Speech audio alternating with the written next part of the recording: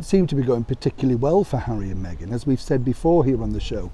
It's rather difficult, isn't it? Because once you had the entire monarchy at your feet, as it were, and the world really adores you, and then of course you made those terrible gaffes by appearing on endless TV shows, making outlandish statements on Zoom about being, quitting your job if you don't like it, that sort of problems.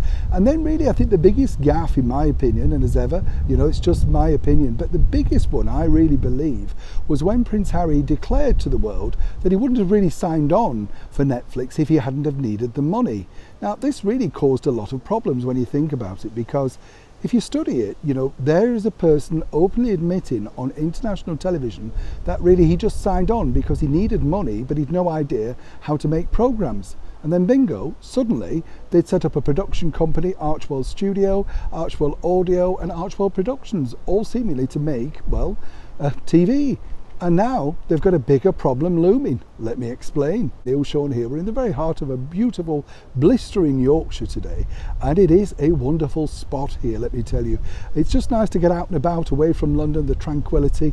I know we've all got, I don't know if you know this by the way, we've got strikes looming. Oh yes, lots of strikes are looming, rail, tube, everything. Wherever you turn in the world, there's always some problem. That's why we like to bring you a cheery update. At least the scenery is cheery, isn't it, if nothing else? But this is a really serious problem now for Harry and Meghan, because a lot of people were basically saying that they came over for Platinum Jubilee so they could get some footage, of course, to include on their brand new docu-show. It's not a reality show, it's a docu-show, all really about their detailing their new life over in America, from moving away from the British monarchy. And then of course they weren't really able to get the relevant footage that they required, simply because no picture with Our Gracious Majesty the Queen, no real pictures with, of course, William and Catherine, their 3 children, or indeed significant other people within the monarchy.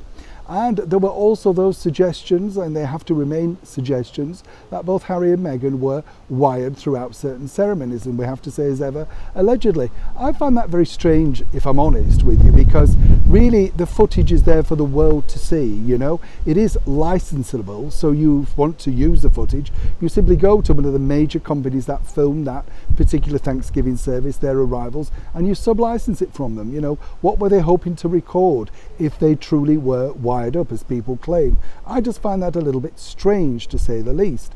Working in TV, I know exactly how it all works. Perhaps they wanted to be covering themselves in case people attack them. Who knows? But the only thing surely that they would have picked up was the booing outside St. Paul's Cathedral. Not just for them, but of course for subsequent ministers too, going into the Thanksgiving service. But back to Harry and Meghan and their now big problem for Netflix.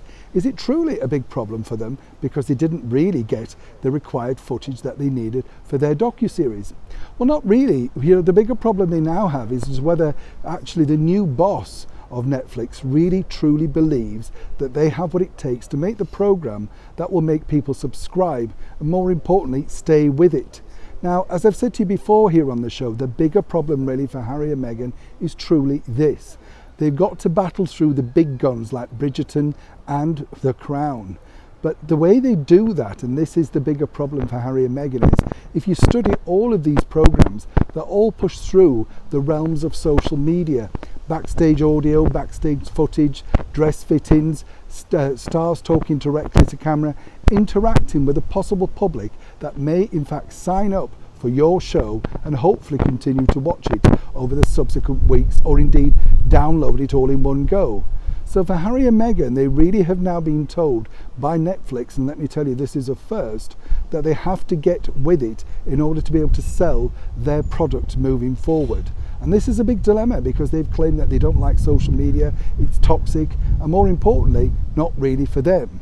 But now when you're being paid by someone whose real sort of raison d'etre is to make sure that your product is out there and seen by thousands of people on a daily basis, then really you can't stake claim to your, shall we say, wokeness or cancel culture.